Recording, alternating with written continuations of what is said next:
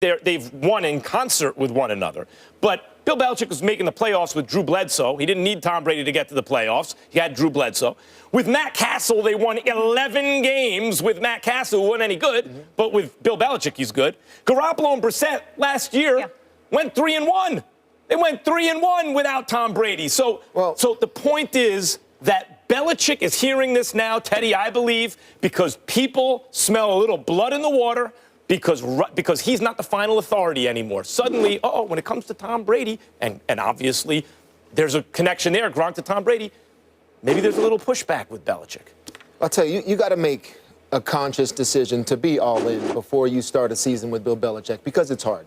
It is hard to be a player under Coach Belichick the way that he coaches. He will ride you every single day because he wants to get every single ounce of greatness out of his players. How have they had this amount of success, consecutive AFC championship games, always winning the AFC East? You have to know this man will not change. Bill Belichick will not change his approach, how he treats players. The Gronkowski, when he decides to be all in, he's been all in for all of his career. So this does concern me that he has not made a decision up until this point. We're in April now. Off-season programs are about to start. Of course, they're going to want Gronkowski in the building. He has to decide if he wants to be all in still. This does worry me somewhat. However, when he decides, he will be all in, but you do have to make that decision because he will be all over you.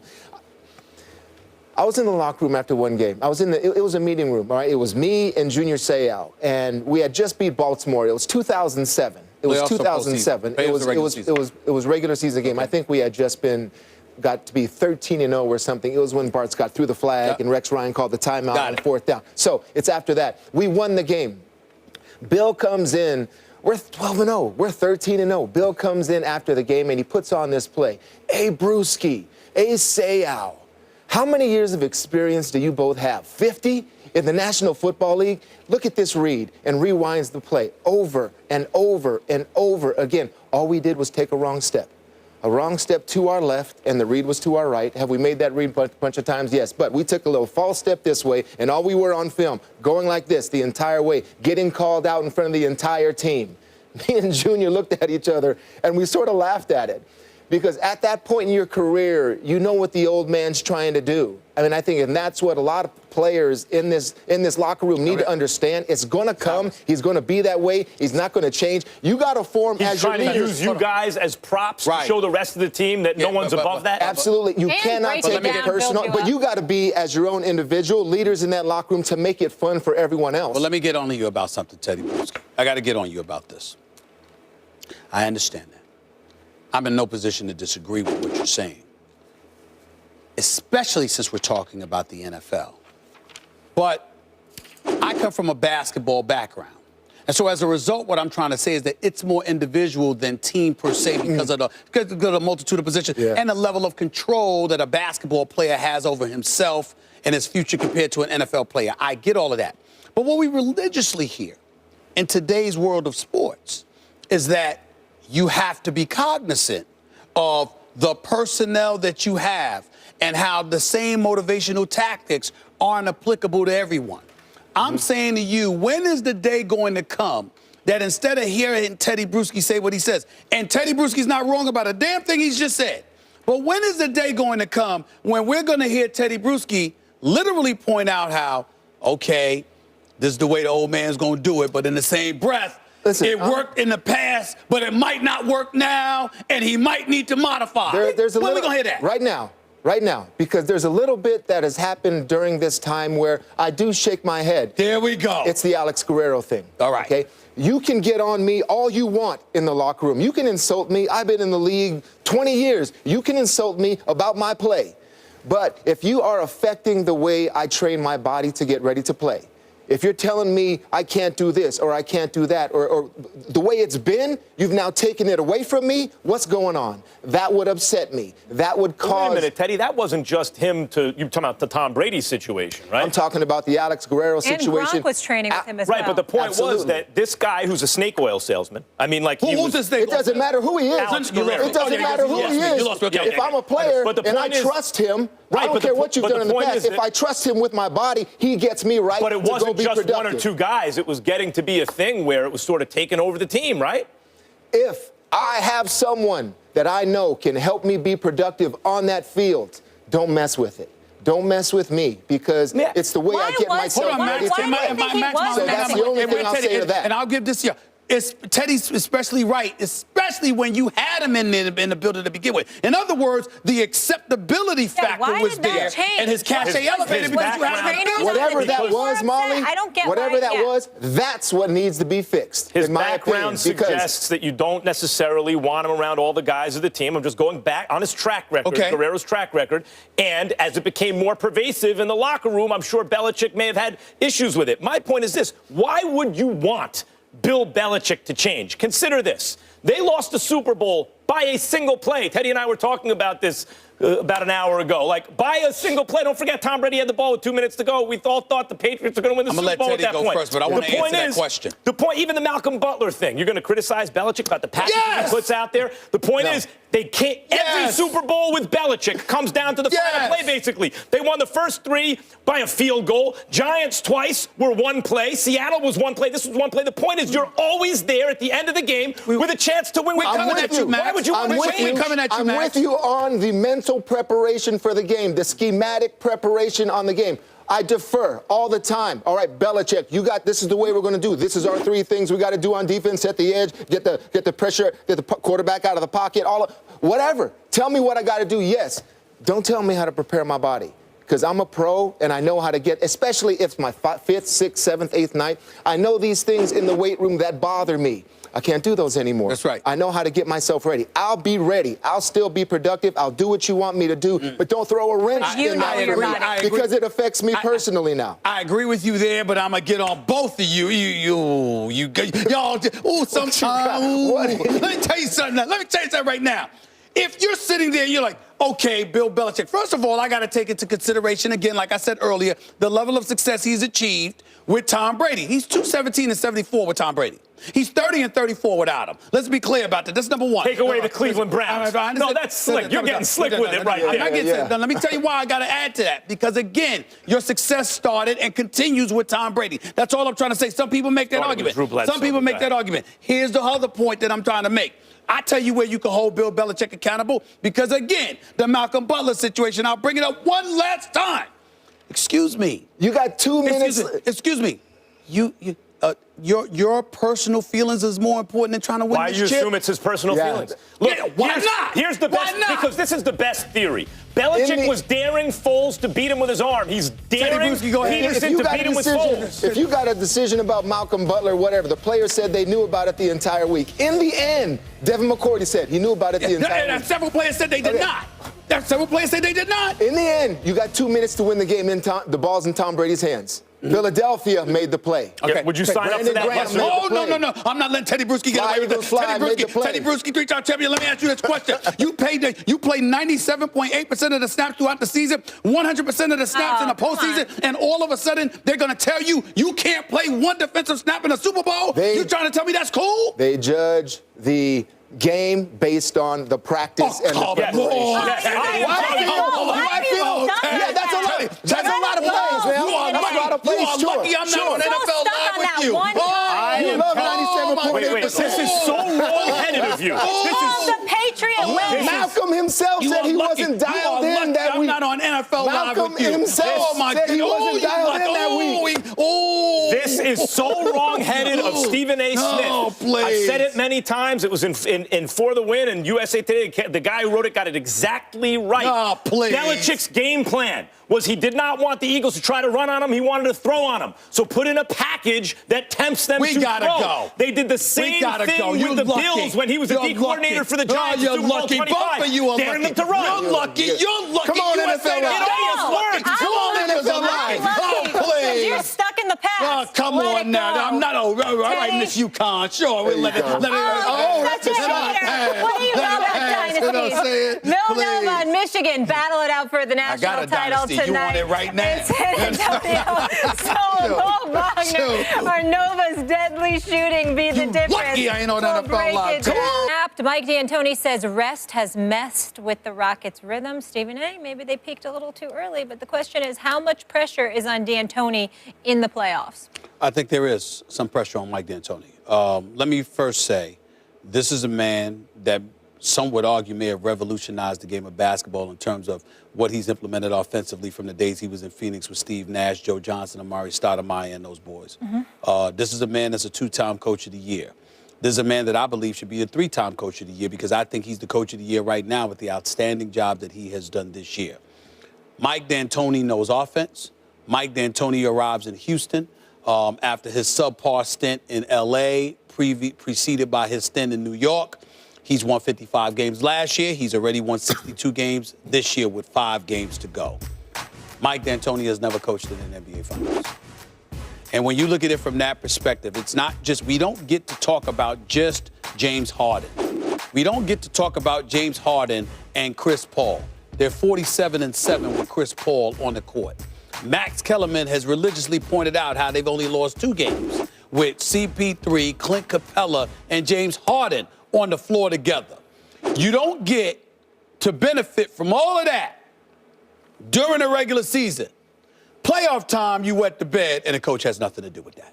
Doesn't work that way.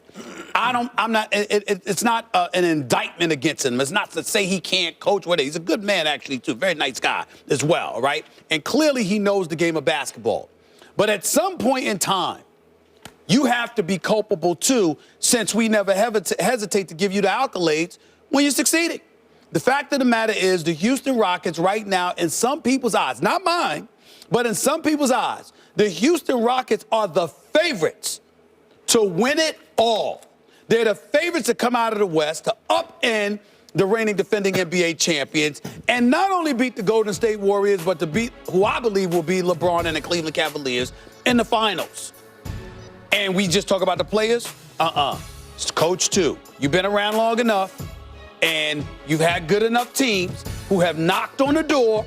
If the players have the pressure, so does Mike D'Antoni. Not you, brother. No, not you. Sure. I can say that. Many people can say that. But Stephen A. Smith cannot. Stephen A., you cannot both say, I think the Rockets will be no problem for the Golden State Warriors. The Warriors are definitely winning the whole thing this year. Out of one side of your mouth. Though? Can you quote me accurately? I did say if they got the #1 seed, that the Warriors would still beat them, but it would take 7. You did say that. Okay, go ahead. And by the way, they're going to have the #1 seed. Okay, which means that But then I said, can anything happen in Game 7? No, the Warriors are going to win. The Warriors are winning in 7. So how could you also then say the pressure is on the Rockets? Look, Mike D'Antoni, you gave him credit for revolutionizing the NBA. Offensively, yes. He certainly has. And defensively, he's never been anything. As Cleveland A. Smith would say, take the T out of D'Antoni. That's right. He hasn't figured out. Right. I called him that when he was in L.A. Play defense I called him that Mike Antoni, no D. Right? Okay, I get that. Chris Paul's on the team. There's defense now. I mean, he is the captain of that defense.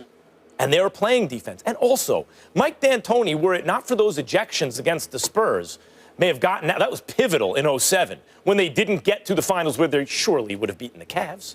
So the one time he had the shot, he had some bad luck. Now, does that absolve him from never winning a championship in spite of some powerhouse teams? No. But his struggles in New York, Carmelo Anthony, ISO scorer, a dinosaur really from a previous era. Right. Same thing with Kobe Bryant, the year he had Kobe in L.A. Right. Not the right roster, none of that stuff. But when he had Jeremy Lin playing the way he wanted him to, that team was winning.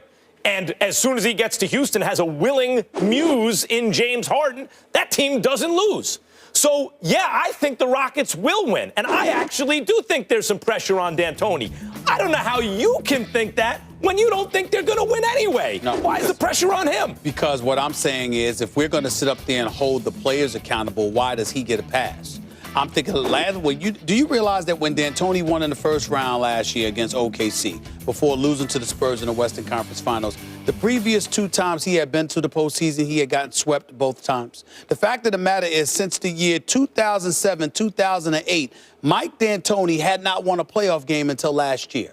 I am saying to you, when you have proven to be that good of a coach, at least on the offensive side of the ball, when you have a superstar like James Harden, who is a superstar, make no mistake about it, and you've acquired an elite point guard, do you believe that Daryl Morey has done an exceptional job as executive? So do I. Well, you got a GM that's been exceptional. You got players that have been exceptional. How come I don't get to look at you? All I'm saying here, I understand what your point is. I picked Golden State. So thereby, by picking Golden State, that takes the pressure off D'Antoni. No, it does not. I am telling you, I'm putting pressure on Harden. I'm pressing CP3, even though Yeah, I believe think you're wrong for that too. Even though I believe Golden State will beat them. The point is, it doesn't take away from the fact that your greatness demands certain things. And I'm looking at you, and if I got to hold the players accountable, I got to hold D'Antoni accountable. That's being consistent. Too. That's what I'm saying. I'm saying your whole position is wrong. Okay. I do believe that James Harden and CP3 and Mike D'Antoni are under real pressure. But that's because the pressure is on the favorites. And I think Houston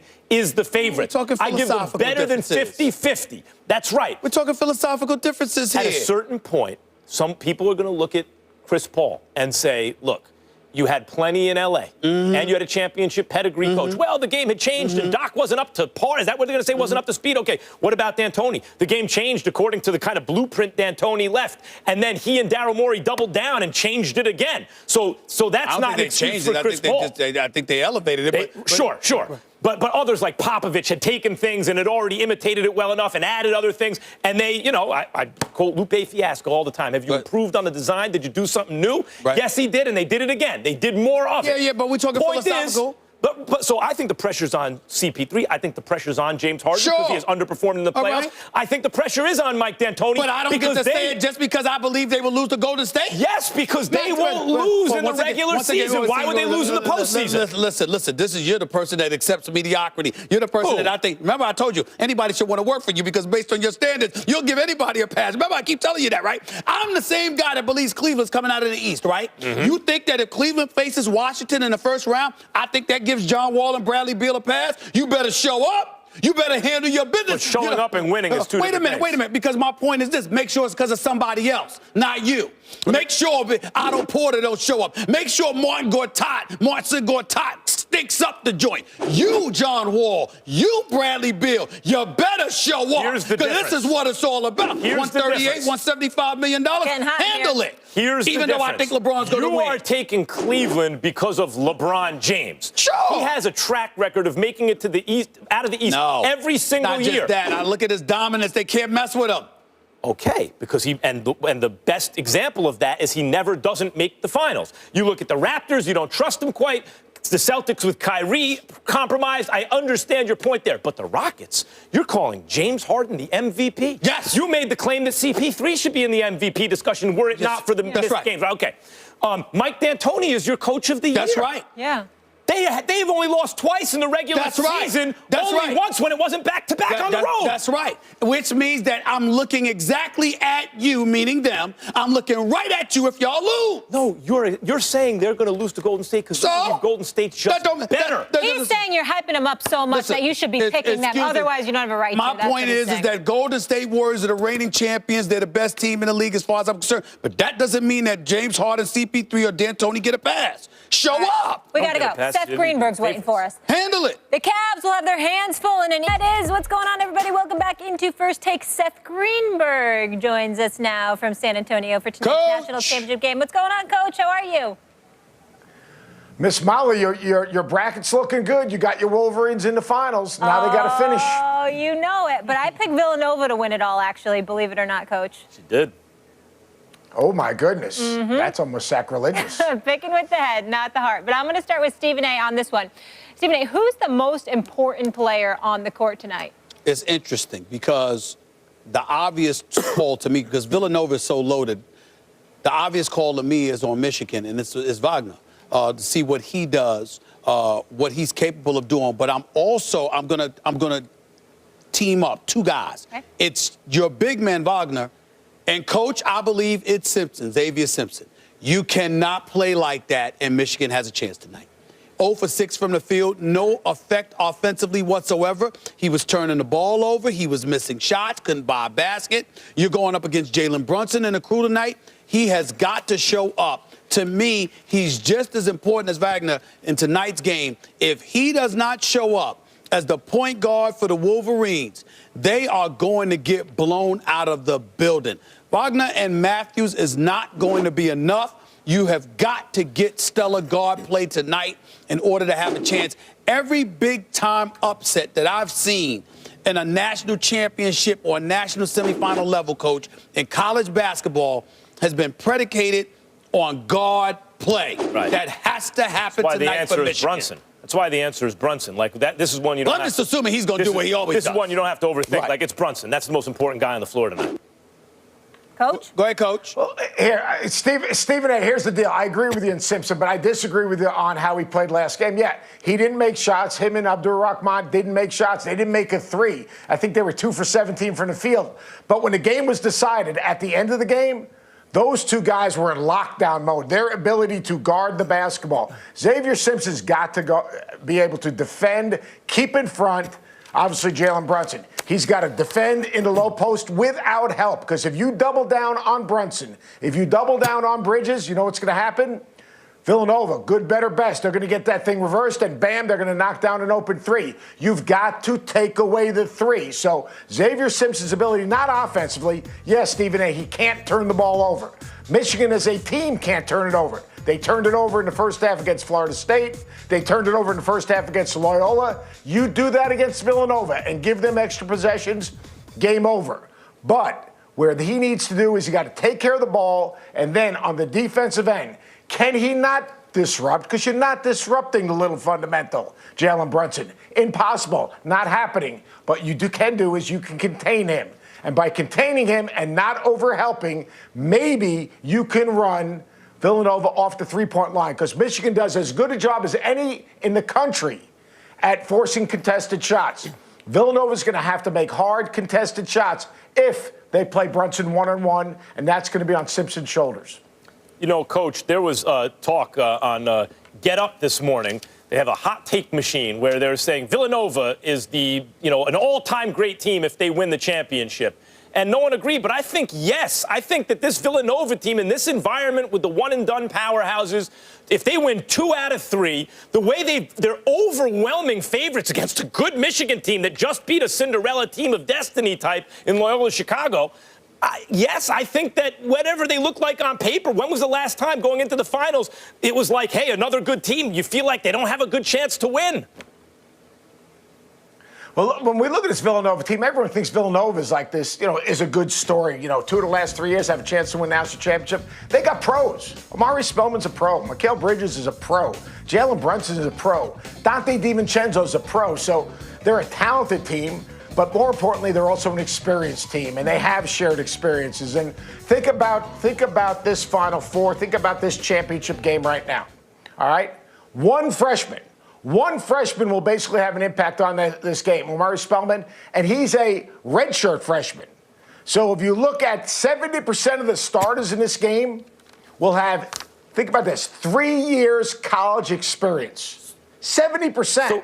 So, Coach, so when we're looking at this Villanova team, this is a mature physical team for the millennials. For the millennials, Villanova is a blue blood if they win this national championship. So, Coach, I asked Jay Williams this question earlier. Is Jay Wright, who, if he wins again, who's the best coach in college basketball? The reigning champ would be Jay Wright, I guess. And is he showing, as opposed to Coach K and Calipari right now, like the one-and-done powerhouse recruiting type programs, is he showing that this is, in fact, the best way to do it? High caliber players, but maybe ones that won't be in the top 5 draft picks, stuff like that, so they stay around and develop. Well, Jay Wright's recruited those one-and-done guys. They haven't been able to get them to Villanova. It's not like he's not trying to recruit those guys, but what he has done is he's recruited guys that fit his culture as well. And look, they got off track a couple of years back. Before they made that Final Four run, all right, they were struggling a little bit. People talking about Jay Wright on the hot seat. What a joke that is. But what they've gotten back to right now is basically Villanova guys. And to play at Villanova, you've got to be high character. You've got to have trust. You've got to understand the process. You've got to allow yourself to be coached. You've got to be a great teammate. And when you look at this Villanova team, and, I guess Jalen Brunson is a reflection of everything, because not only is he a great player, but he's an incredible teammate. And when your best player allows himself to be coached, then everyone allows themselves to be coached. Coach, if you look at Villanova the last 4 or 5 years, that's who they are. Coach, I want to throw this question at you because I'm thinking about this kid, Matthews, who dropped 17 in the national semifinal on Saturday, and obviously he's going to be a key component for the Wolverines tonight. But he started his career at Kentucky before transferring to Michigan.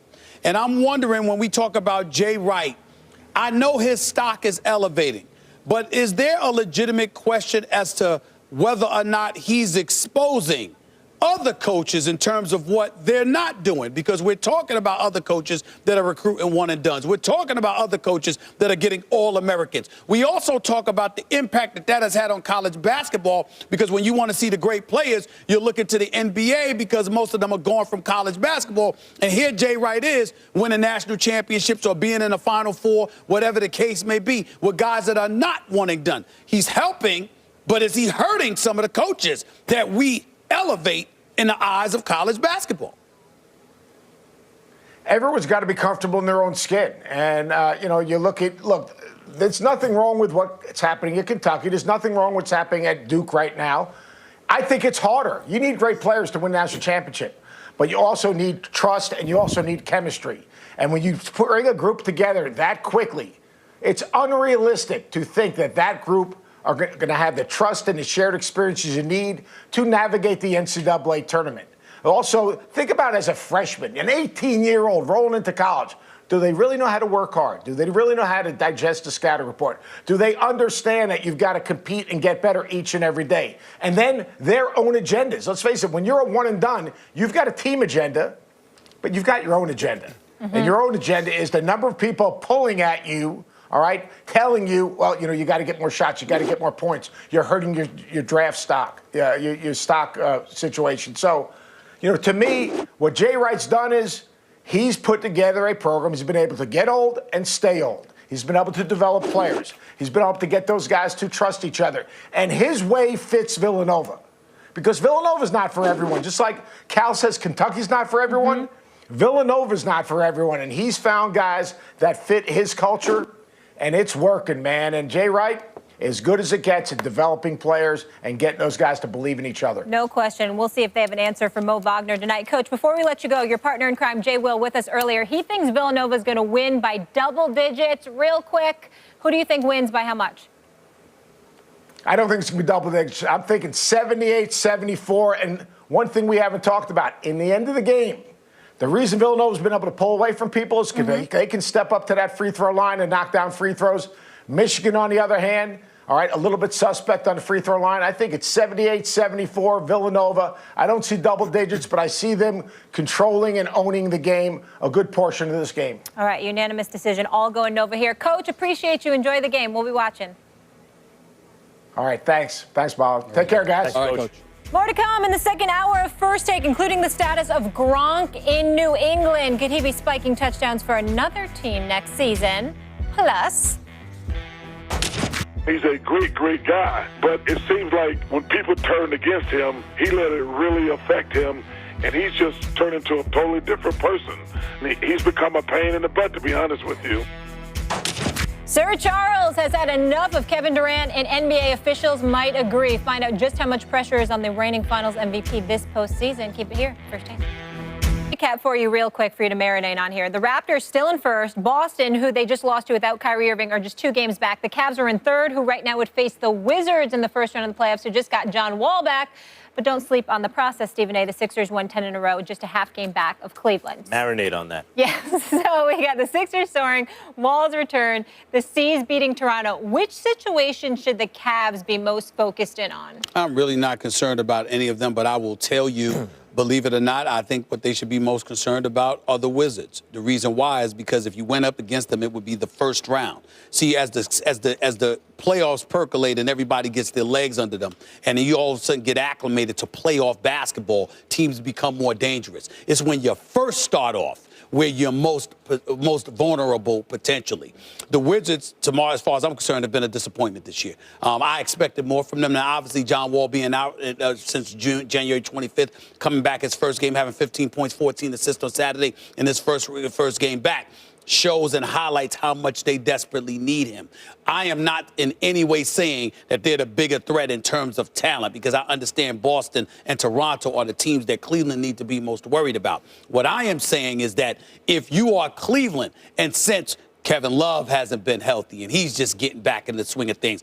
J.R. Smith looks like a starter and drops 15 points 1 minute max, and the next game is an APB out for him. Or, Do you mean to tell me J.R. Smith's inconsistent? Yes. This just Then the Larry Nances and the Jordan Clarksons of the world, getting those Rodney Hoods, getting those guys acclimated, George Hill being out. Once you come back, going into the postseason, you got to get things going. And since all of that stuff is new, if you want to face LeBron, the best time to catch him with this team is to catch him as early as possible. And that team would be Washington if the playoffs were to begin today. I get that. It's a good point. But I don't care if these dudes were actual wizards, like with Magic and stuff. They ain't beating the Cavs. I agree. No, I agree. So I'll say this. What has struck me over the last several days, let's go back to like before the weekend, is that Toronto needed to go into Boston and win and ice the division, right? Salt it away. Couldn't do it. And they couldn't do it. And that not only makes me nervous about Toronto,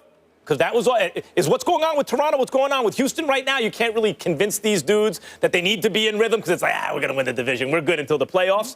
And is that going to actually hurt them, that attitude? That's the question. But to me, the biggest takeaway, Stephen A., is the way the Celtics have been playing without Kyrie. And this is not one of those situations where, they're better without Kyrie. No, they're not. They're better with Kyrie. They are better with Kyrie, obviously. I'm telling you this right now. If Kyrie Irving, and this is what the takeaway is for me over the last several days, if Kyrie Irving gets back in time to be Kyrie Irving against Cleveland Cavaliers, they will beat the Cleveland Cavaliers this year. The Celtics will be the ones to do it. Brad Stevens, I've been saying Popovich, in fact, is coach of the year. This job he's done without Kawhi Leonard, only LaMarcus Aldridge averaging 30 minutes a game, a bunch of old guys and misfit parts, and somehow they got the record they have. That's amazing. But, man, Brad Stevens that's the coach. He's the best young coach in basketball. If Celtics know Gordon Hayward are going to beat the Cavs with Kyrie healthy? That's correct. Let me say this. Let me say this right here. Let me just put this on Front Street. It is First Take. Let's be very, very clear. There is no greater negative that can happen to LeBron James this year than losing to Kyrie Irving. That is, I mean, if you do, and this is why, this is why I said Cleveland's coming out of the East. LeBron James cannot lose to Kyrie Irving this year. I ain't talking about next year when Gordon Hayward comes. I'm not talking about when we look at the future of Boston. This year, without Gordon Hayward, if the Boston, and I'm not, let me tell you something right now. This is how bad this is.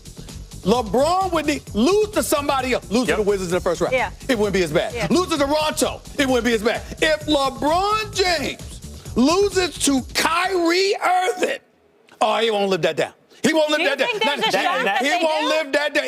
And I don't. Are they going to win or lose? They are not losing to Boston. They are not losing to Boston. LeBron, I believe of all the years that LeBron James has been in this league, this is the closest we will ever see to him being Jordan-esque in a series against Boston and Kyrie Irving. Because, he has to. I'm telling you right now. I'm trying to tell you. That pressure is going to be counterproductive to LeBron. Not at all. If Kyrie gets back and is Kyrie Irving, has enough time to be Kyrie Irving against the Cavs, like at least 80% of himself, right? The pressure is all on LeBron because Kyrie's playing with house money. They weren't supposed to beat the Cavs this year. And let me give you some news. That wasn't supposed to be till next year. They're going to do it this year if Kyrie's back. Let me give you some news. Don't think 80%. Kyrie's slick, bro. Kyrie ain't coming back 80%. Kyrie going to come back close to 100. I'm telling you, that's why he been out. That's why he been out. Because he knows. He knows. Remember, they knew they were going to the playoffs. They knew they were going to the playoffs. The whole point is having that brother ready for the postseason. Watch this. And I'm trying to tell you, it's going to be better than 80%. This. LeBron's better than Kyrie because LeBron's better than everyone, right? Okay, fine. Kevin Love may be better than everyone available on the Celtics except for Kyrie, okay? Okay. Every other next best player is on the Celtics. And the Celtics got the best coach. Listen. Jaylen Brown has told me that on many, many occasions. This is a confident brother. He wasn't scared of LeBron before the season began. He wasn't scared of LeBron as a rookie. Jason Tatum is there now. I get all of that. It's not just Kyrie versus LeBron. I know that, and I'm not trying to say that, but what I'm trying to say to you is basketball, baby. And this NBA season has nothing like I felt last year. I was ready to give up. I was so disgusted with the NBA when Kevin Durant went to go to say. I was so depressed. just more ruined my whole parity this season. year. Not But this this year. year, I'm so excited about these NBA players. I just can't wait. It's just beautiful. Because let me tell you something right now. LeBron, and I'm rolling with the king. I'm rolling with LeBron James. I'm going to sit up there and coach the game. Let me tell you something right now. LeBron cannot afford. I mean, if he loses to Kyrie straight up, not getting knocked out before Boston or whatever, if he lost in a matchup, if Kyrie is back, we all know the storyline. It's Kyrie and LeBron. That's what everybody's talking about. One of the problems with Cleveland right now. LeBron can't. There is no more damaging. Nothing more damaging, Max Kellerman, than LeBron losing to Kyrie Irving in these plays. It can't happen. I agree. It cannot happen. But that's why the pressure's on LeBron and off Kyrie, because Kyrie's right. got a little more That's runway. right. He's supposed to lose this year, maybe beat him next year when Hayward gets healthy. But here's the question. You're going to beat him this year.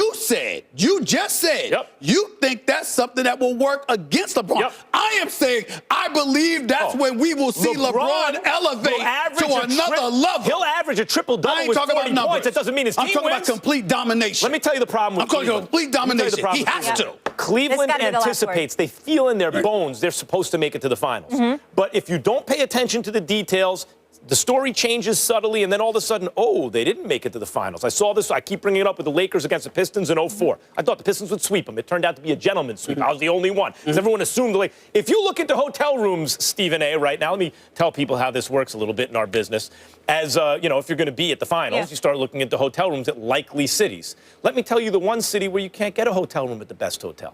Cleveland. They're gone a year in advance. You can look in the Bay Area. You can look in Boston. You can look in Toronto. There are rooms. There are no rooms in Cleveland because in Cleveland they think it's their birthright. Since LeBron's been there. I'm telling you right now, they're not getting back. Molly, let me tell you something right now. What? LeBron can average 50. I'm not saying he would. Yeah. I'm saying LeBron could average. Can't lose to Kyrie. You're right. LeBron can average 50 against Boston. It might be worse and than if they losing in the lose, finals he again. will still get I'm with crucified. That's what's going to happen. And 40 with a triple-double. You're going to lose. Bring the playoffs. Boston. He cannot lose won to Kyrie. 6 straight, 7 Not this of their year. last night. Max says they're going to beat Not this year. Kevin Durant Better not lose silenced Kyrie. many after winning a championship. Important things to do than investigating college hoops. Max? Barkley have a point? I'd watch Charles Barkley read the telephone book. Me too. Do they still have a telephone book? I don't even know that. Yes, they do. My parents have one. He's just he's so likable. Yes. He's absolutely right about this. Now, let me say, whataboutism is a dangerous game to play. In other words, there's some work being done over here. Well, what about that? Why isn't there work being done over there? Yeah. That's not a good enough reason not to do the work over here. This happens with, arts in the schools, right? They're not there anymore because the funding is limited, and they go, the kids need to can't put the money in the arts. What about this, right? Okay. So I understand the point. Why is the FBI bothering with sports, college sports? There are more important things for them to do. There are more important places for them to put their resources. That is true, but that's not really the problem. The problem is, and this is the reason there is corruption, because there is money there. As soon as you point a camera towards something, start selling advertising time, and people are interested. As soon as you start charging money from tickets and the place is packed, but you're not paying the players, the problems start right there. The reason coaches' salaries are now inflating is because there's increasingly more and more money in the game. So how do you get a competitive advantage? It goes to the coaches' salaries and under the table to players. The problem, the seed of the corruption, is the corrupt nature of the NCAA's philosophy in terms of college sports. The overly controlling attitude they adopt and rules they draft about college athletes. That's why there are crimes being committed that the FBI is looking into. That's why, if you take that away, the onerous rules, then there are no crimes being committed. Then the FBI doesn't need to waste their time looking into college sports.